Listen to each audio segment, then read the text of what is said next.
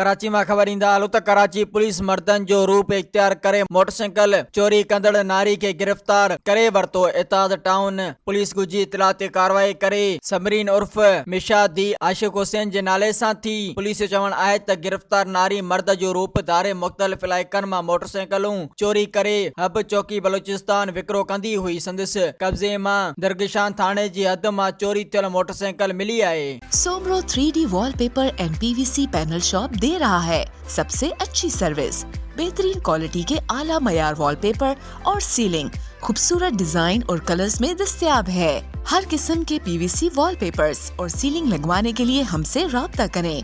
हैदराबाद, कासिमाबाद, लतीफाबाद, जामशोरो, मीरपुर खास और सिंध के मुख्तलिफ शहरों में सर्विस मौजूद है। Soomro 3D wallpaper and PVC panel. राब्ता नंबर रंजन अली सोमरो 0333 370 2516। व्हाट्सएप 0333 370 7886।